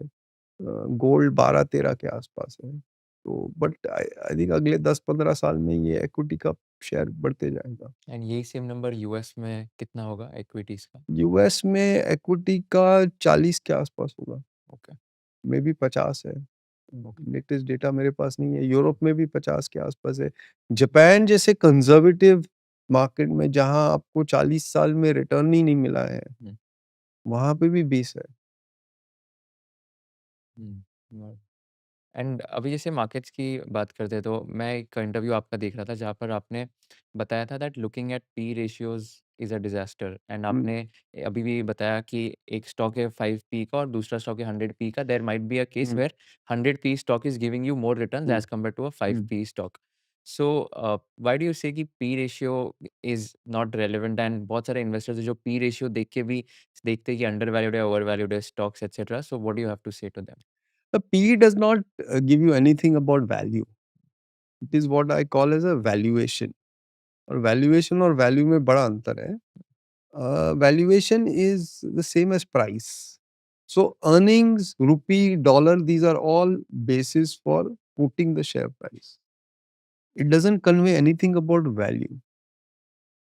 So अब क्या हुआ है कि P is a shorthand and it gets misused because it's easy to use. But it does not convey much about value. Well, what is value? So value is in the stock market, in financial assets, a very well defined term. because it is all the cash flows you will earn in the future discounted at the return that you seek. And that discounted value, the discounted cash flow is the value. So for example, मैं एक fix deposit का एक उदाहरण देता हूँ कि 100 रुपए का डिपॉजिट है, उस पे आपको 7% ब्याज मिल रहा है, 7 रुपए सालाना ब्याज मिल रहा है और ये 5 साल का डिपॉजिट है।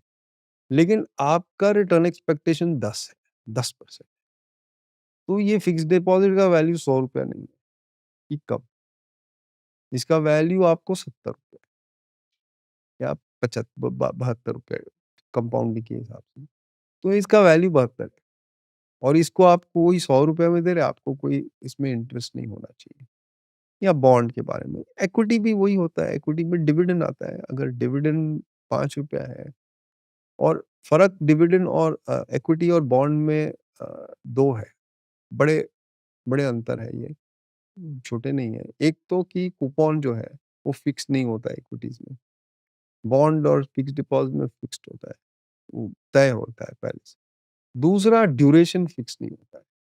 बॉन्ड और एक फिक्स्ड डिपॉज़िट में ज़्यादातर ड्यूरेशन फिक्स होता है।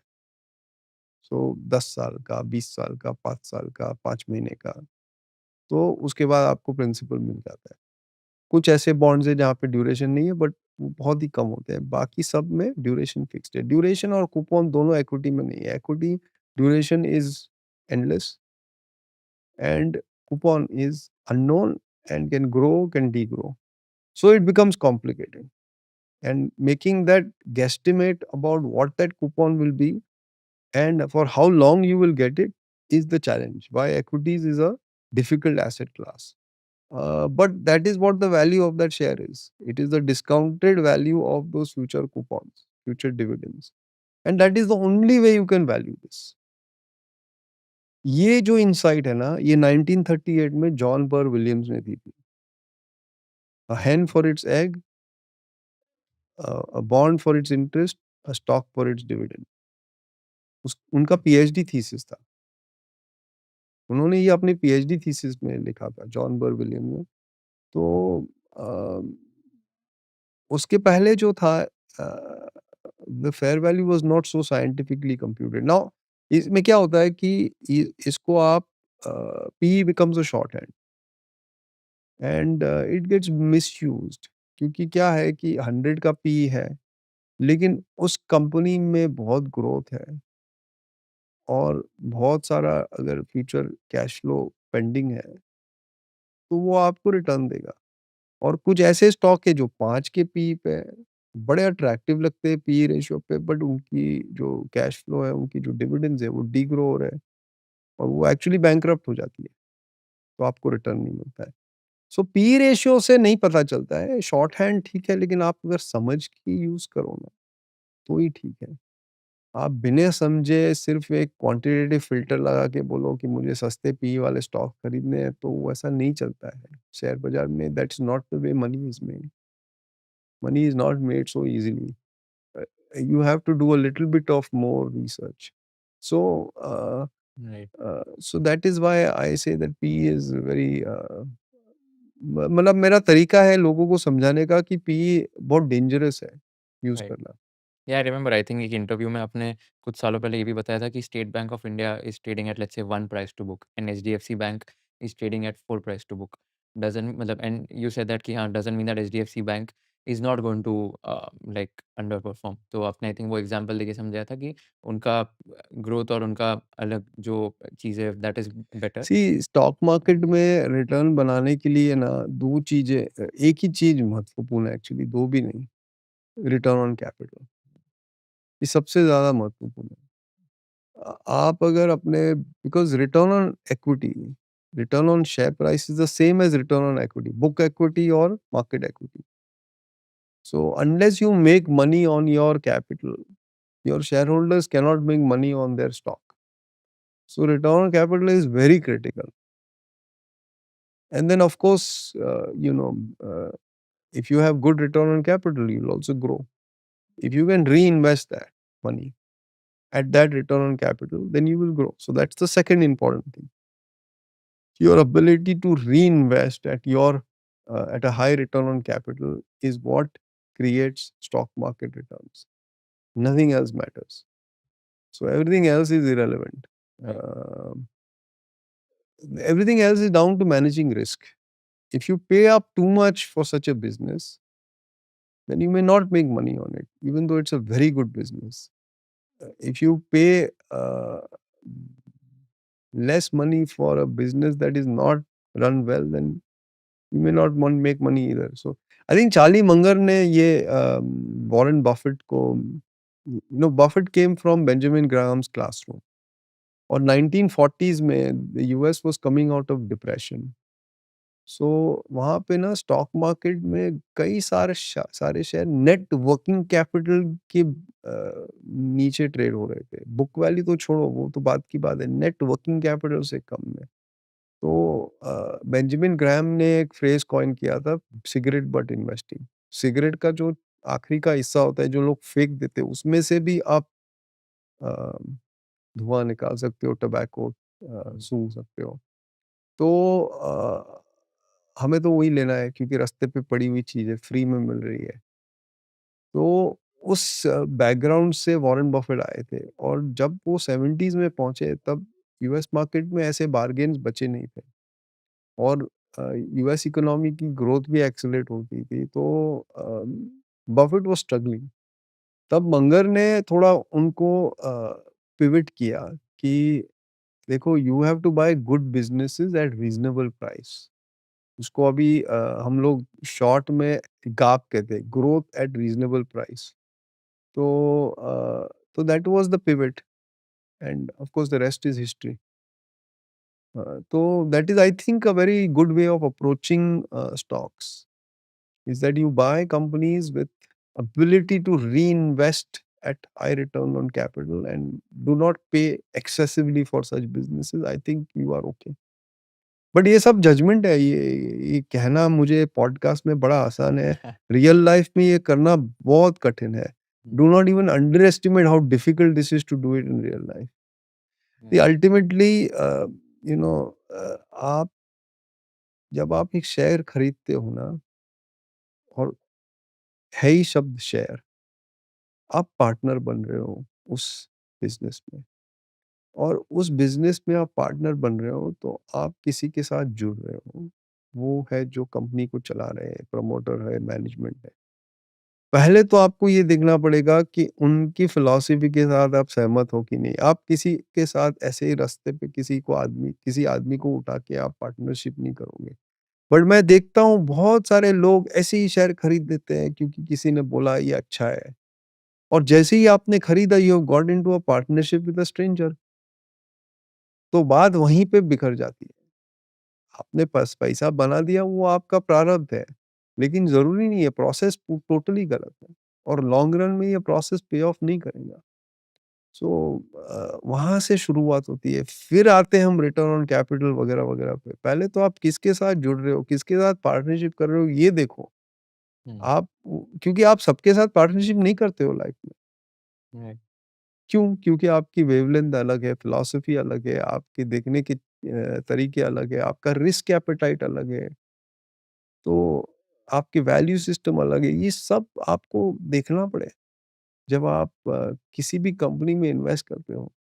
तो पहले तो आकलन आपको उस आदमी का करना है, उस औरत का करना है जो वो बिज़नेस को चला रहे हैं।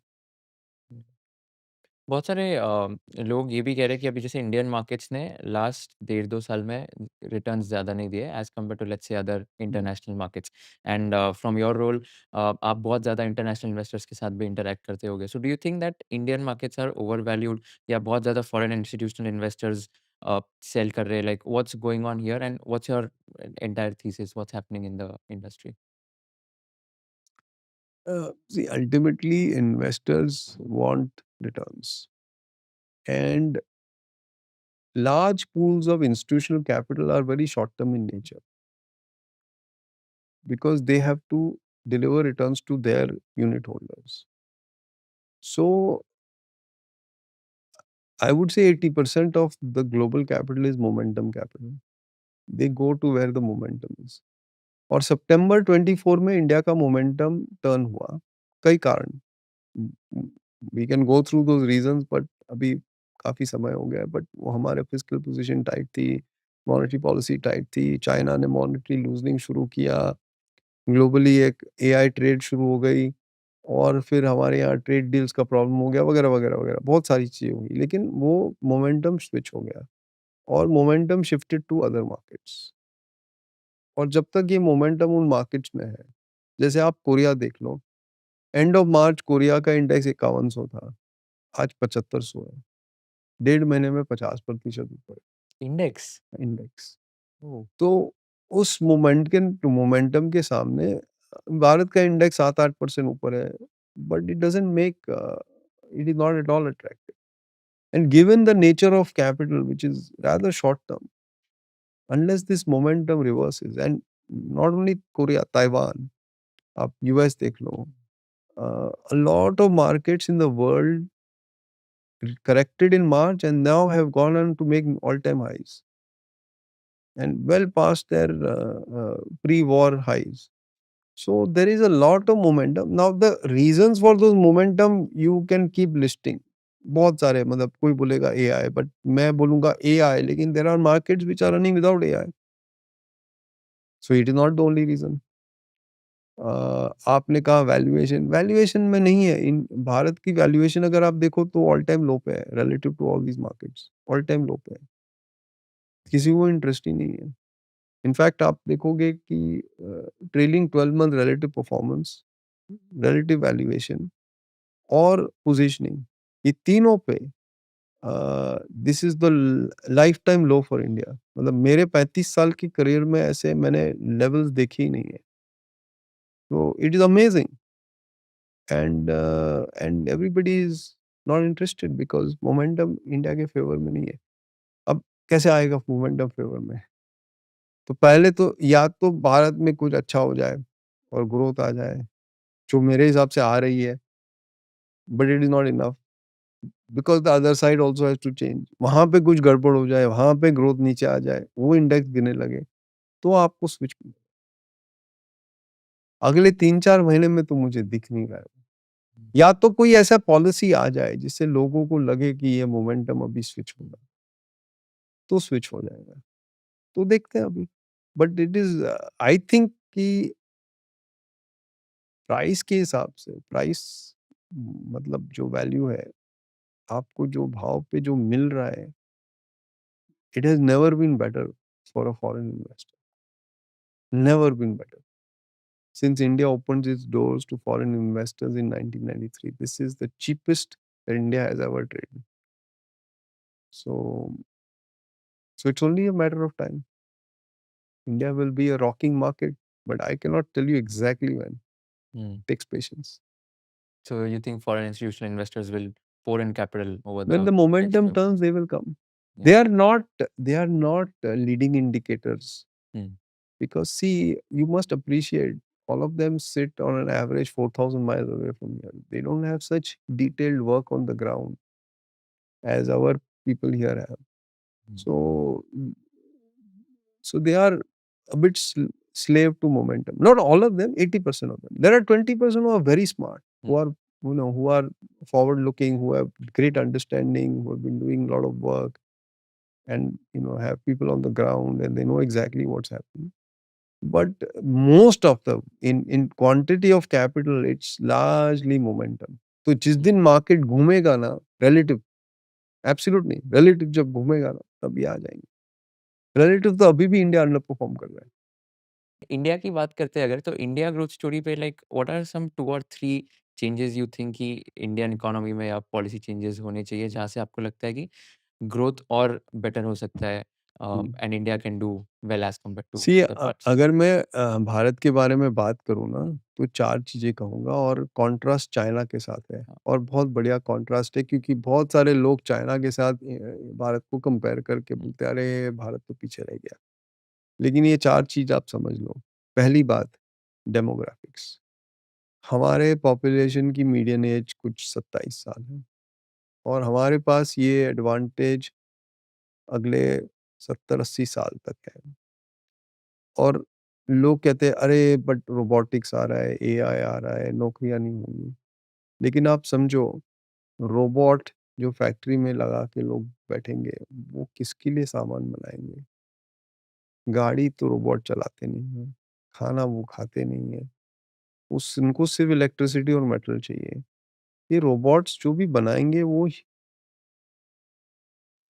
आदमी के लिए बनाएँगे, ह्यूमन पॉपुलेशन के लिए बनाएँगे। तो by the virtue of having this young population with rising incomes, India is also the most attractive market on the planet. So एक चाइना का सिचुएशन देखो, वहाँ फर्टिलिटी रेट 0.9 हो गई है, पॉपुलेशन डिक्लाइन हो रहा है, तो वो मार्केट श्रिंक हो रहा है।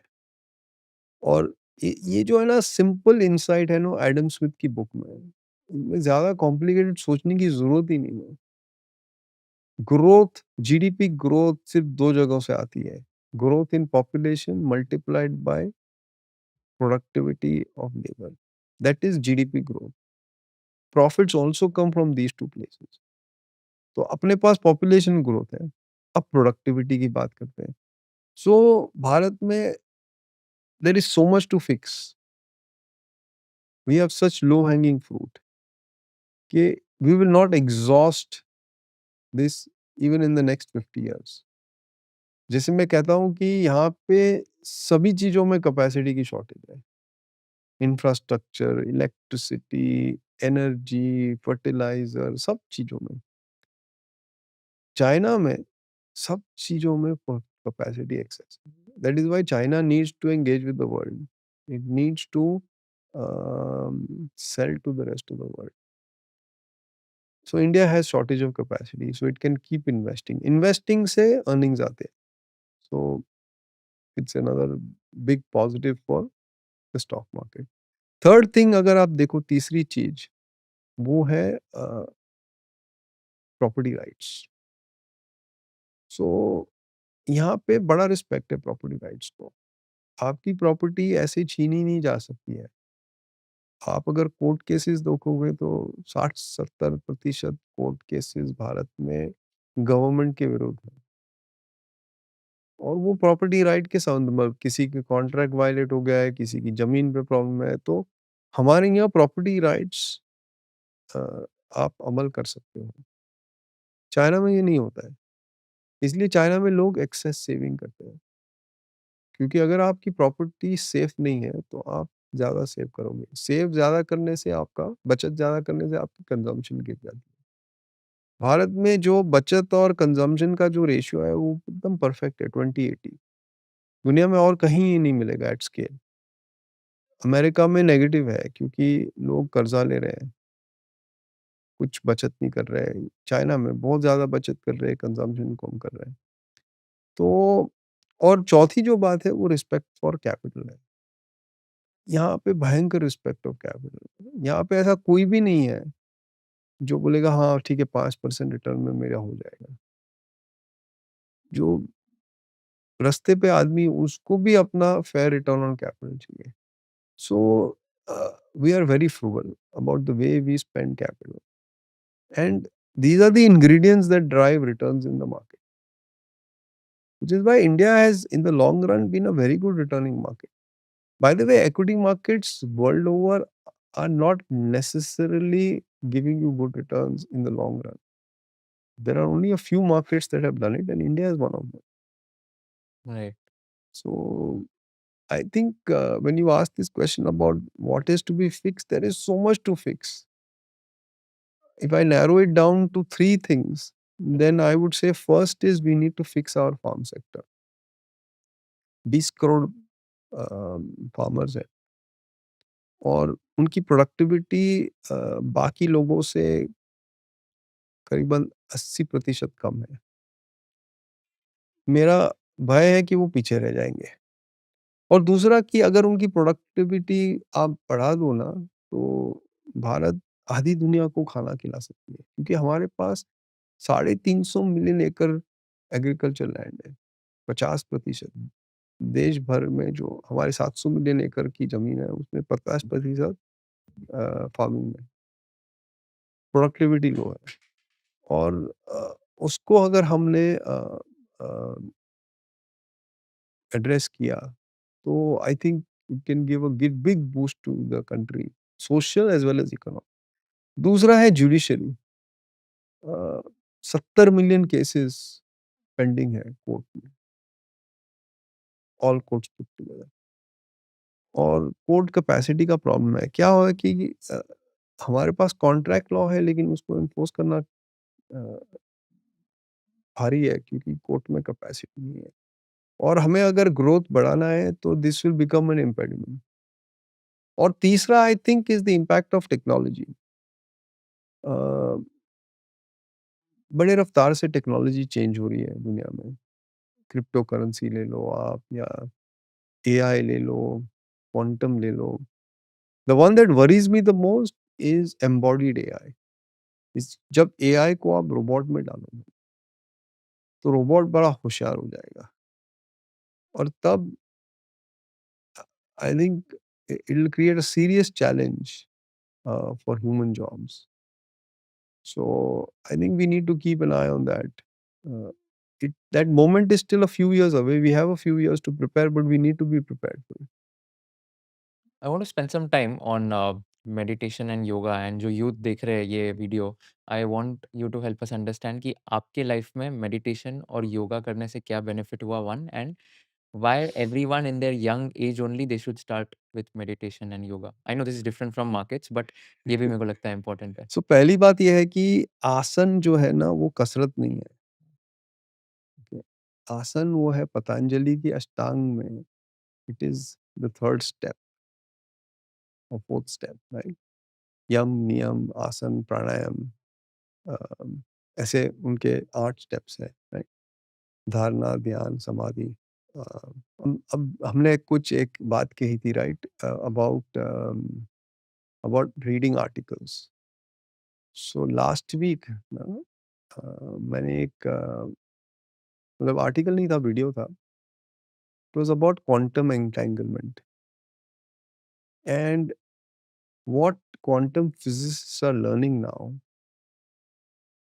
So the idea in Western science is that the brain is the source of consciousness, and that is the thing that drives life. Now ये जो है ना आइडिया कॉन्स्टेंटली वायलेट हो रहा है। Okay, so so a lot of people in the western world are thinking कि ये consciousness के बारे में हम सही तरीके समझ नहीं रहे हैं। तभी एक उन्होंने एक थियरी प्रपोज की है। बाय द वे, ये हमारे उपनिषद में तो 10,000 साल पहले हमारे ऋषि मुनियों ने ऑलरेडी लिख दी थी, क्योंकि उन्होंने यूनिवर्स को अंदर से देखा था। साइंस बाहर से देखता है, अंदर से देखने से आई थिंक ज्यादा आपको क्लियरली दिखता है। बाहर से जैसे हाइसेनबर्ग का प्रिंसिपल है कि the observed is distorted by the observer, and somebody had already said this, and Heisenberg may have copied it from that somebody, which is Krishna told it to Arjun in the Gita कि जगत मिथ्या है। तो उनका ये नहीं कहना था कि कुशल मिथ्या है, कुशल तो है, लेकिन जिस तरह से मैं कुशल को देख रहा हूं वो मिथ्या है। So Jagat is mithya from your eyes because you are imposing uh, mm, uh, your way of perception on that. That is not what the world is. That is Heisenberg's principle. So science has relied on observations, but Heisenberg has argued in 1927 that the observed is distorted by the observer. So now you have to really question whether you are observing anything that is real. So the proposal in that video is that the brain may not be the source of consciousness, that the brain may just be an antenna which is receiving consciousness, which is universal. It is there, it is a field, it is pervading across all universes, known, unknown. Upanishad has a submission that there are multiverses.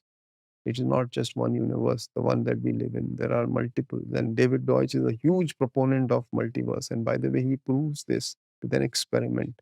Okay. that it's a multiverse, because there is interference which is unexplained, and it can only be explained if there is another universe intersecting with our universe, which is where the interference comes from. I'll not go into that, but it's a actual physical experiment that is done. So so consciousness is a field. The brain is an antenna, like radio antenna. It's receiving a signal, tunes in, and then you listen to music.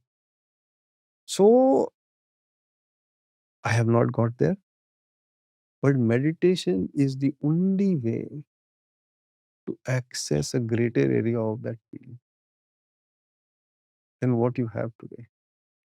Today, you don't have access to that field, you are just receiving it. But to gain access, the only way is meditation. And again, it is all down to practice. There's a lovely book that I will ask all of you to read, which is written, which is called The Science of Meditation. And it's written by Dan Goleman and Richard Davidson, both doctors who say in their book that they were very lucky that they met the Dalai Lama, and the Dalai Lama agreed to allow them to experiment on meditators in Dharamshala. So they put these electrodes and they measured brain waves. And 40 years of work is then contained in this book, The Science of Meditation. The summary is that every human being suffers pain, but the difference between a long-term meditator and people like you and me is that they have instantaneous recovery from a pain episode. Their gamma waves are different, instant recovery. So, if I can quote the Gautam Buddha, he had said that pain is pain will happen, but suffering is a choice. And unfortunately, when pain is happening, you will suffer. That suffering only becomes a choice when you are a meditator, because when you become aware, and that's another dimension of meditation. So yeah, so it's the field now. Western science has and is starting to realize. By the way, all this is contained in our scriptures and was always available for humans to access. But somewhere along the way, uh, we lost interest and we lost our access to this wealth of understanding that our rishis passed on through all these scriptures, and it is in multiple formats, because they realize that human beings are distinct. Somebody will understand scientific language, somebody will understand story language, somebody will understand poetry language. So they have transmitted this understanding through various forms. So not just a direct mathematical equation. It is there as a math equation, is also there as a prose and a poetry, and it's there in an elaborate story, but it's the same insight that we all live in a field of consciousness. We are all one at the end of the day, and just antennas receiving information, as quoting that particular Yeah. video that I saw. मैंने actually Vipassana meditation किया था and वहाँ पर यही सिखाया था law of impermanence so Mm. Basically nothing is permanent and all the pain and whatever you suffer is like going to go away you just have to realise कि आपको basically ये pen जो है कैसे आप इसको जल्दी से जल्दी इससे डिटैच हो सकते हो तो विपश्यना में basically that's what we are taught अनिच्य जिसको Yeah. बोलते हैं which is where anything any body body में जो भी सेंसेशंस हो रहे हैं बहुत पेन होता है 1 घंटा मेडिटेट करने के बाद you just have to let it go and automatically after 5 minutes 7 minutes the body is in a Yeah. free state of zone where you feel as if like you're floating on a cloud so So, vipassana mein so my Vipassana journey was inspired by Vallabhbhai Bansali, and I was at a party, I think 10 years ago. Until which time I had only read about meditation. I never tried to do it, but he was surrounded by a lot of CEOs, and I walked in, and for some reason he directed his attention at me, and he said, "Ridham, do you realize you're so lucky?" So I said, "Yes, I realize that." He said, "No, you don't. You could have been a dog. or a tree? You're a human being. I said, yes, Vallabhbhai, I realize that. He says, no, you don't. Dogs and trees don't meditate. Human beings can. So जाओ, गोराई जाओ, pagoda में बैठो, विपश्यना करो. And you see the funny thing is that I was not exposed to all these things for 30 years, for 35 years. I had been exposed to all these things. I had grown up listening to Osho for many years. I had all his tapes, and in the days when there were only tapes, that's what would play in my car. And I had a long commute. But Vallabhbhai's that 60-second conversation pivoted. So in life, these things happen only when they have to, by the way. Yeah. They don't just happen like that. And it's the same with my exercise routine, which is that I have failed to motivate anybody to change their life. My own life changed dramatically after I started exercising. Not asan. Asan is not exercise, as I said, but exercise, right? So, and I try to explain this to people that you become more productive, you become more energetic, you need less time in the day to work, you get a lot of spare time, but it doesn't seem to convince anyone because it's prarabdha. You only arrive there when you have to arrive. मेरा भी similar story है। So Manish Chokhani who is one of the partners at Enam, तो उनके साथ मैं podcast कर रहा था and in the podcast he shared his entire experience of Vipassana meditation and he highly recommended me that you are 26 right now, this is the best stage to go there and ऐसा कोई right age नहीं होता है, the younger the earlier you go the better it is.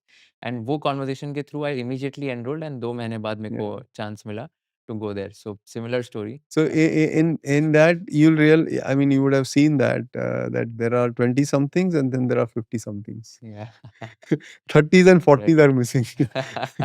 So so you get inspired in your 20s or then you'll wait till you get into your 50s like me. And yoga yoga करने का क्या importance है and yoga से कैसे help होता है? आप daily करते हो? So asan practice, I think, is just centering. Hmm. It centers you. And collateral benefit is on the body, but it is about centering. So when you say asana, it is yoga or ये different? Asan is, Fair. see, yoga is what Patanjali has called as Hmm. the 8 steps. Okay? Right? Yam, niyam, asan, pranayam, pratyahar, dharana, dhyan, samadhi. Okay. Asan is third step in that, is to prepare your body for pranayam. Pranayam then prepares you for pratyahar. Pratyahar means blocking your senses to the outside world. Pranayam is breath control. Asana is the step there. You can't just straight away go into that. And in fact, I think if I'm not mistaken, and your viewers can correct me, but in Patanjali's original sutras, which people think was around 2,500 years ago, 500 BC ke aspas, there's only one asana actually, and that's Padmasana. All the other asanas that we know right now have been added later. Depending on your body, which is it that pose that may, or series of pose that may bring you to the breath control stage. So Patanjali's Ashtanga Yoga doesn't actually delve into the asanas because it was a path to realization, a path to connecting with God. It wasn't a path for making your body better. Now, of course, everything has changed in the world, and especially with the Western world adapting yoga as I think it's become a exercise form. But that was not the original intention of Patanjali. There's a lovely book that has been written by Stephen Cope. I can't remember the name. So Stephen Cope, is Boston-based, and he has written a book which talks. It's a non-fiction book. It's a story, but at the end of that book, he makes a comparison of Buddha's Eightfold Path with Patanjali's Ashtanga. There's a lot of overlap. And by the way, some history suggests that Patanjali and Gautam Buddha were contemporaries. Very hard to say, very hard to prove, disprove, because Patanjali's history is not as well recorded as Gautam Buddha. And some of these things have, of course, changed over time. But there seems to be some similarity. So one is called Ashtang, which is 8, and the other is Eightfold Path. And you see Yam Niyam, the first 2 steps are actually ditto. Gautam Buddha doesn't have asana and pranayam. 2 missing. But then rest of it, because you've done Vipassana, you will know they're all very similar. So there's a lot of overlap. There are differences also. Cope actually goes into that in great detail. I think the book is called The Wisdom of Yoga, but I may be mistaken. But Stephen Cope, and you will get the book. Yeah. Yeah. I've read 2 of his books. I think this is The Wisdom of Yoga book. Yeah. हाँ।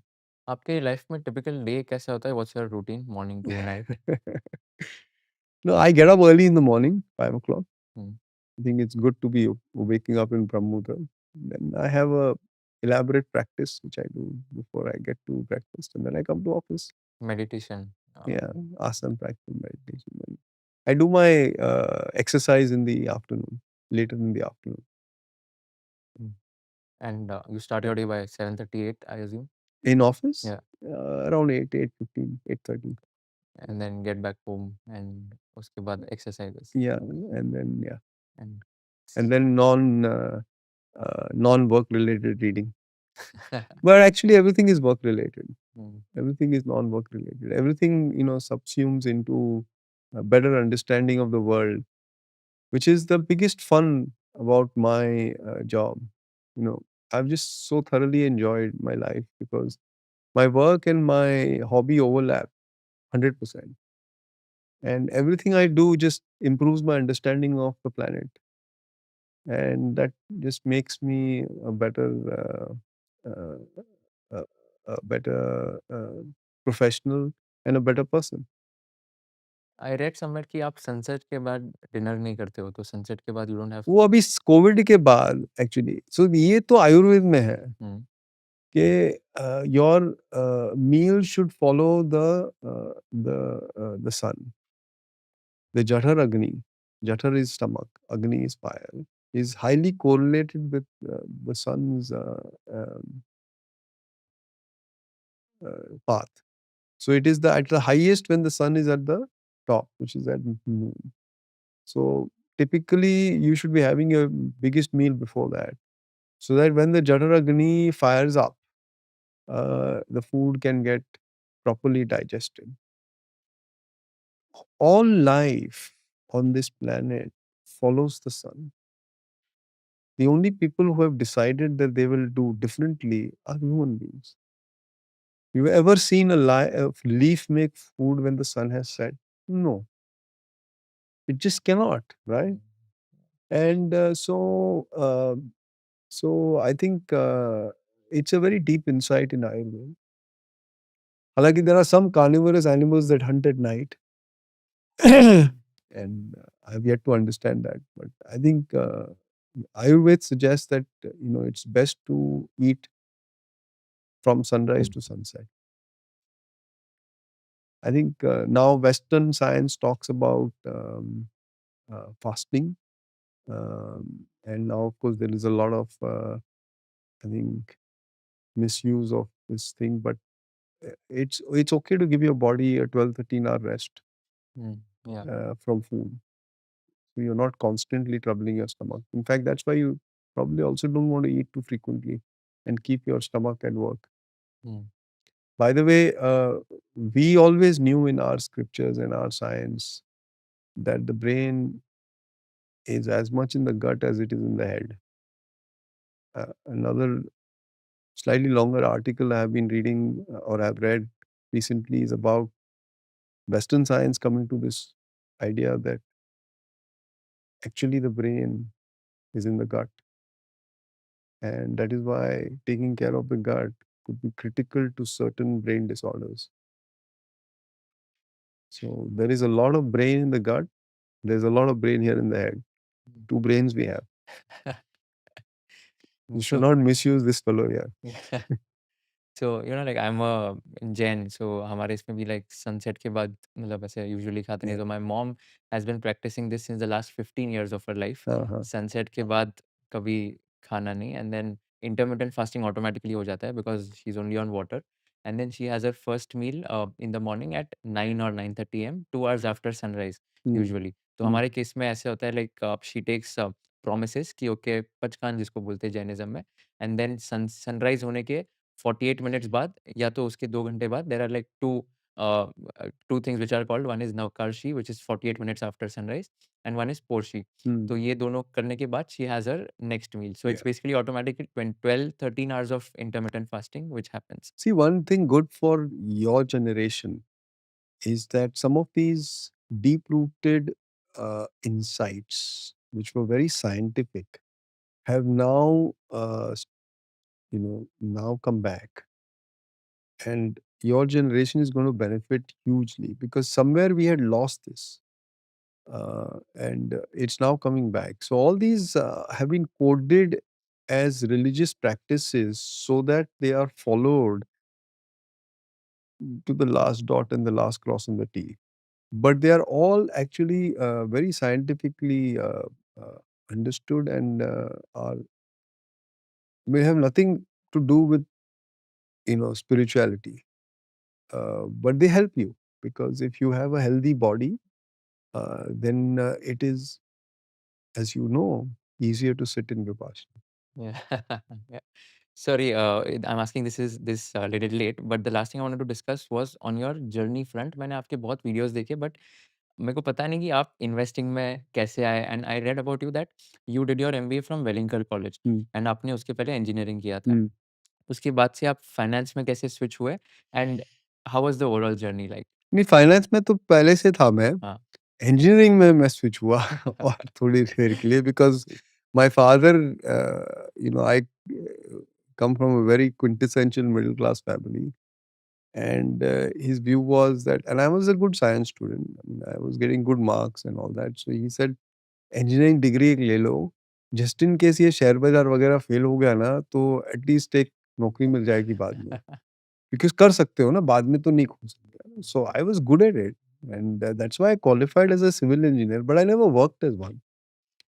So even prior to doing my engineering, I was in the stock markets, and after that also I continued. So my first exposure to the market was in the mid 80s because my father had started investing little sums of money, and I know in the mid 80s now we had a very big IPO bubble, and he lots of money then, lots in the context of what he had, because he had subscribed to these IPOs, and कहीं पे 10 share, कहीं पे 50 share, कहीं पे 100 share, and and all this money went down the gutter. When after he passed away, I had opened his cupboard and took out all these files. He had preserved all these share certificates, and I shredded all of them. There were like 15, 20 of his mid 80s mistakes.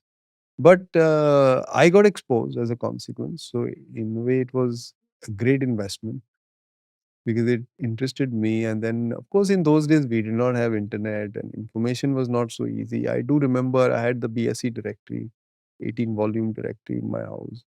So I used to read up on companies. I used to collect a lot of annual reports. We used to sit at the Raddiwala every Sunday. I used to sit there, and he had a pile of annual reports, and I would pull up. He would buy it by the weight, and he's selling it to me at 1 rupee of annual report. 1 rupee was a lot of money in the late 80s. So I would read. At a point in time, I had maybe a couple of thousand, maybe more annual reports stored up in my room, which I gave away later on. But so yeah, there was always interest. I don't know from where it was, but it was there. And then I did my engineering and MBA, and then I came right back into the stock market as a professional. Uh, and that's how the journey has panned out. And how did Morgan Stanley happen? When was the first time you joined? And Morgan Stanley was in '97, so it's been 29 years now. And I always wanted to work at either Morgan Stanley or Goldman Sachs. And Morgan Stanley came, they had a departure, they needed somebody to cover chemicals, cement, and farm. Actually, chemicals and pharma primarily. and I was not doing those sectors, and I was doing metals at UBS, but they liked me, and I joined them. At that time, I was worried that it was not going to look good on my CV because I had been at UBS only for 1 year. So I was changing. It was going to be my fourth job in 5 years as a professional. And I was worried that this was not looking good on the CV. And my very dear friend who was at Morgan Stanley already, Parag Gude, um, told me, Ridham, ये तो अच्छा नहीं लगेगा if you ever write your CV again. And the fact is, I never wrote my CV again. Wow. So, so that's, yeah. The rest of it, I mean, Morgan Stanley is a fantastic place.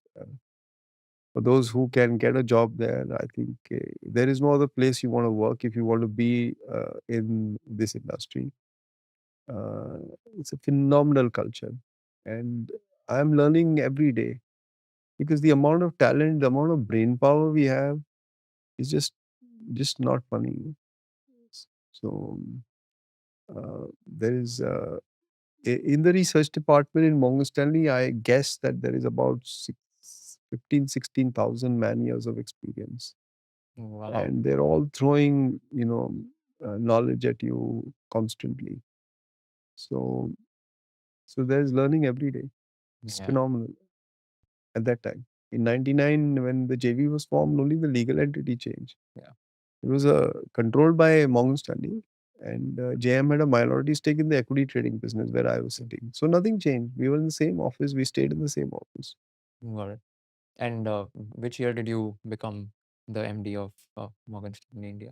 I think 2005 end. Oh, okay. Yeah. Wow. So it's been 21 years Yeah. for that journey. Yeah. So you must be very young, I think, when you would have become the MD, right?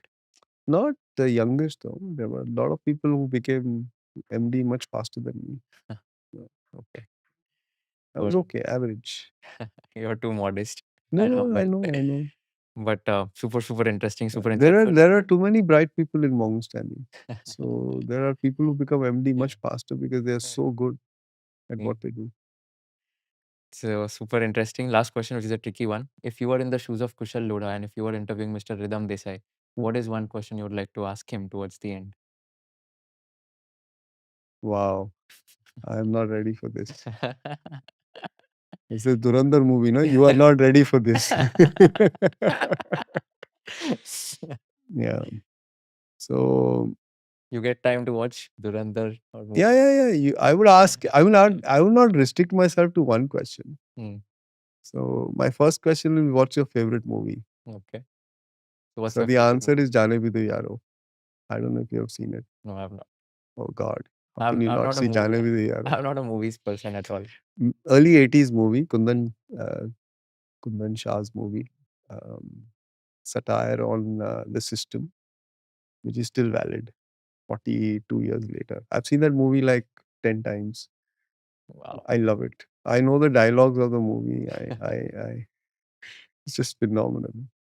But yeah, it's for the current generation, I think what you will find, and this is what I learned during COVID, is that we had a time at home. So my wife and I started watching some of the old movies like Choti Si Baat, Angur, some of the old comical movies. And what we realized is that those movies are really slow. When we were watching it as kids, they didn't seem that slow. But movies these days are made in a fashion that some of these 70s and 80s movie may be hard to sit through. But yeah, I would recommend Jaane Bhi Diwaro. Then I'd ask you what's your favorite book, Hmm. So and I don't know what's my favorite book actually. I think there are lots of them that I've read which are very good. But the one which I think the one which everybody should read without fail right now, a book that I have purchased 100 copies of because I've given it to many people. I have 3 at home and 97 or 100 copies I've given to other people, is The Almanac of Naval Ravikant. yeah. So I think everybody should read. And those who are on social media should follow Naval. Hmm. I think Taleb's books are also very interesting to read. But yeah, I've read too many books to pick up one as an all-time favorite. I think the Almanac of Charlie Munger is good. It's a Poor good book Charlie's for Almanac. Poor Charlie's Almanac, which is, I think, good for people wanting to learn about investing. I think Charlie gives that book gives a very comprehensive, well-rounded, not unilateral, unidirectional view on investing. Then I would ask my favorite food. What's your favorite food? I think ghar ka khana at the end of the day. I've eaten a lot everywhere on the planet, but ultimately it comes down to ghar ka khana. No, I was not ready for that question, so I made up few things. Yeah, these are good Yeah. questions. Any other question apart from these three? No, I mean, a lot of people want to know which is the next best stock to buy. So which So is the I'll tell next you, best stock to buy? so I don't recommend stocks, movies, or books. Even though in this podcast I've violated my own rule Mm. and given half a dozen book names and one movie name. But the reason I don't is because these are very idiosyncratic things. What I like may not be liked by the next 10,000 people um, because it's very down to my personal choices. And that's the same thing with stocks.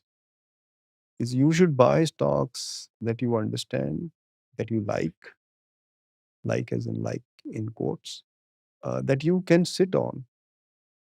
And that name may be very different from what I may like or understand. And the second thing is that it has to fit your portfolio. So you can't just put random things into a portfolio and hope that you will maximize returns. They all have to synchronize into one powerful uh, vehicle that takes you forward. Which is why you should not ask people for stock tips. Yeah. You should definitely understand what people are doing and what they are thinking. And in that context, discussing stocks is very critical, but it doesn't mean you just jump at somebody, and especially the brightest investing minds, just jump at their idea and take it. It may have zero context with your portfolio. And what happens is that I may recommend a stock and then, things may go wrong and the stock will go down 20%. And at that time, because it was not your conviction, you will have no idea what to do, whether to sell it, to buy more. And invariably, you'll end up making a mistake. So I think for multiple reasons, you should not take stock tips. Yeah, that's true. I think अभी younger generation बहुत ज़्यादा mistakes करते हैं. Telegram groups होते हैं, वहाँ पर stock tips आते हैं. I Then don't they do. I think you should mislead people. you should just avoid all of this. Yeah, exactly. Just avoid all of this. Do actual. There's a lot of money to be made if you can do the grind of researching. It's a lot of hard work. It's a 24/7 thing. The clock doesn't stop. Businesses continue even while you're sleeping, and the world changes continuously. So it's Yeah. a lot of hard work. Investing is not a weekend hobby. And those who are doing it as a weekend hobby are taking a lot of risk with their wealth. They are better off giving it to professional managers to manage and doing other useful things on weekend. Investing is a full-time job. Right. Thank you so much, sir, for doing this. बहुत मजा आया आपसे बात करके. I think I've learned so much in the last 2 hours. I didn't realize 2 घंटे कैसे चले गए. Oh, is it? Wow. And बहुत चीज़ें like investing तो ठीक एक था, but I think even yoga, meditation, physics, mathematics. I mean, you have amazing knowledge, and I'm so in awe of your knowledge and wisdom. Thank you so Thank much you. for doing this, giving me the opportunity to host you for a podcast. It's absolute pleasure, and I'm sure everyone who's watching this has learned a lot from you. Thank you Thank so you, much. Kushal. Thank you for hosting me. Really enjoyed it. Thank you. Thank you. Thank you very much. Thank you so much for watching this video till the end. Before we end this video, I'd like to thank Grow for being our title sponsor. With support like this, we can deliver actionable finance content to our audience. So go ahead and download the Grow app today and tell us in the comment section which guest you want so that we can invite them. Also, ऐसे कौन से question है जो मैंने पूछने चाहिए थे, कौन से क्वेश्चन है जो मैंने नहीं पूछने चाहिए थे, ऐसे कौन से पार्ट से आपको लगता है ट्रिम करने चाहिए थे, हमें कमेंट सेक्शन में बता देना ताकि we can give you the most value additive content. Thank you so much once again for watching this entire podcast and stay tuned for more amazing episodes of Conversation with Kushal. Investment in securities market are subject to market risks. Read all the related documents carefully before investing.